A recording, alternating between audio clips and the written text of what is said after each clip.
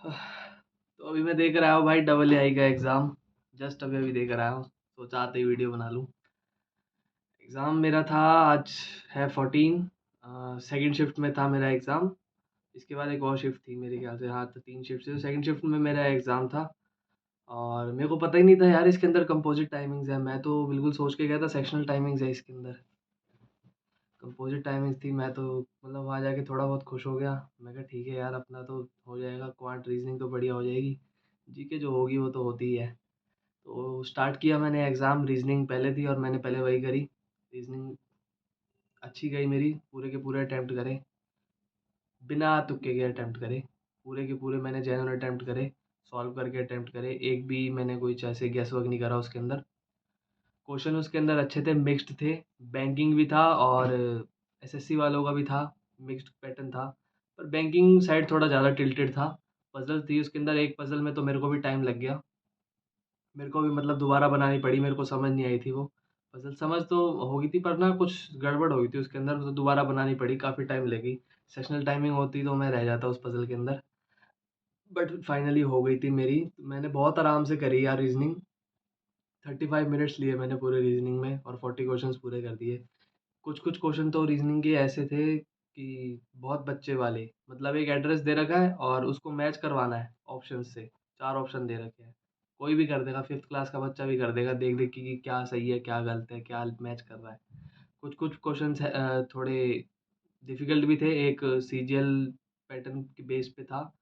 अ, image दे रखी होती है, उसका पैटर्न पहचानना है। जो आगे 4-5 इमेज है उसमें भी वो फ़ॉलो हो रखा होता है। उसके अंदर मैंने शायद गेस वर्क कह सकते हैं या फिर मैंने एनालाइज़ करा था उसे थोड़ा। बट उसके अंदर थोड़ी मेरे को दिक्कत हुई थी उस क्वेश्चन के अंदर। बाकी मेरा सही था। 35 मिनट लगे, 40 क्वेश्चन मैंने पूरे के पूरे कर दिए। उसके बाद मैंने सीधा उठाई क्वांट। क्वांट भाई पूरी बैंकिंग। पूरी बैंकिंग मतलब 40 में से 35 क्वेश्चन बैंकिंग के। अरिथमेटिक भरी हुई है, मिसिंग नंबर भरे हुए हैं, अप्रोक्सीमेशन भरी हुई है और आपकी 2-2 डीआई भरी हुई है। जो सीजीएल बेस्ड पैटर्न पे थे वो कुछ-कुछ क्वेश्चन थे। मैं कॉम्प्लीमेंट्री एंगल ही भूल गया क्या होते हैं। मैंने फिर वो थोड़ा बहुत गेस करा कि ये होते होंगे, तो मैंने टिक मार्क कर दिया उसका। और क्वांट के अंदर क्या क्वेश्चन आया था, डीआई वीआई बता दी, रेशो अरिथमेटिक सबके क्वेश्चन आए थे। ट्रेन वाला क्वेश्चन आया था। अ, आपका एज का क्वेश्चन आया था और मिक्सचर्स का क्वेश्चन आया था।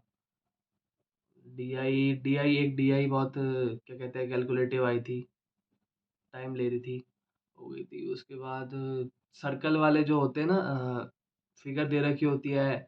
उसके अंदर कुछ एंगल्स दे रखे होते हैं और वो बताने होते हैं कि एक एंगल दे रखा है तो दूसरा एंगल कुछ बताना है। वो वाले क्वेश्चन आए थे।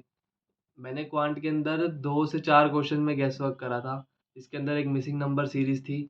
वो मेरे को नहीं समझ आई थी। मैंने कई बार सॉल्व करी और 2 तो वो सर्कल वाले थे। मेरे को नहीं पता थे कैसे सॉल्व होते हैं। मैंने नहीं पढ़ा था। मतलब पढ़ा था, पहले पढ़ा था, याद नहीं था।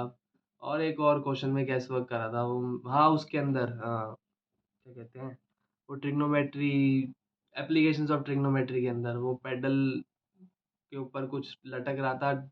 किसी के 60 डिग्री बन रहा था, 30 डिग्री बन रहा था। तो मेरे को तो आता नहीं था वो सॉल्व करना। मैंने उसके अंदर गैस वर्क कर दिया। ये थे। मैंने पूरे 40 के 40 क्वेश्चन अटेम्प्ट करे। 40 मिनट लग गए मेरे को। बचे मेरे पास कितने मिनट, 84 माइनस 40, 45 के करीब मिनट बचे। उसके बाद मैंने इंग्लिश उठाई। इंग्लिश का भी मैंने पैटर्न पढ़ा नहीं था, क्या आएगा क्या नहीं आएगा। पर उसके अंदर पहले से लिखा हुआ था। मेरे को किसी ने बताया कि 3 आरसी आएंगी और 3 आरसी आई। मैं उस टाइम हैरान था। मैं कहा यार 3 आरसी क्यों आई है इसके अंदर। आरसी फिर मैंने करी तीनों। पहले तीनों आरसी करी मैंने, उन्हीं को निपटाया। मेरे पास मैंने कहा क्योंकि ये टाइम खा जाएगी तो मैंने पहले उन्हीं को निपटाया। और वो कैब के क्वेश्चंस भी आए थे जो एक वर्ड नहीं दे देते, फिर उसके नीचे 3 सेंटेंस दे देते हैं कि ये वर्ड किस में फिट बैठ रहा है। वो वाले क्वेश्चन आए थे।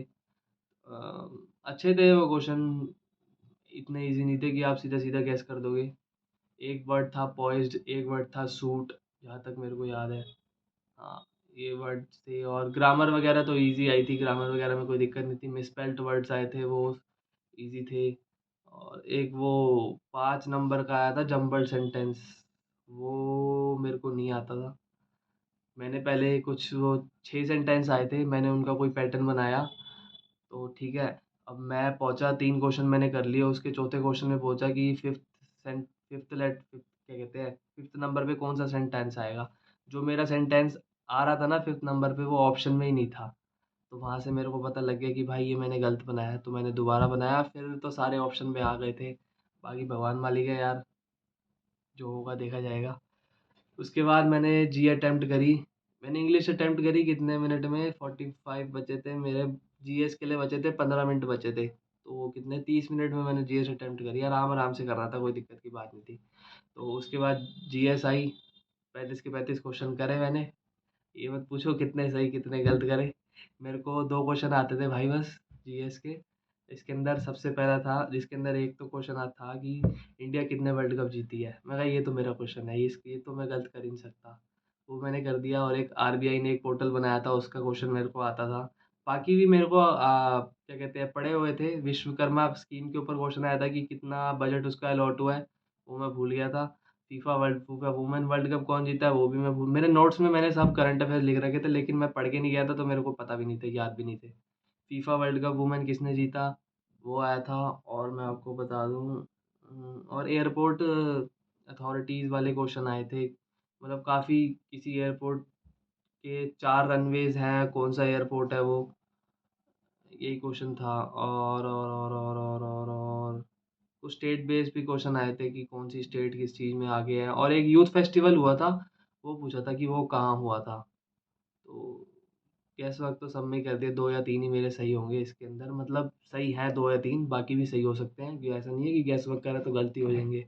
बाकी मैं नहीं बता सकता मेरे कितने आएंगे, आप खुद ही गिन लो। क्वांट और रीजनिंग में से 80 में से भाई 70 तो आ जाने चाहिए, 70-72 तो आ जाने चाहिए। बाकी इंग्लिश में से 25 के पार तो आ जाने चाहिए, पता नहीं फिर 100 पार तो आ ही जाएंगे। देखते हैं, जो भी बनता है बता दूंगा। मेरे को नहीं पता इसका रिजल्ट कब आएगा, जब आएगा बता दूंगा। Okay bye. तो यही थी मेरी एनालिसिस सेल्फ गिवन।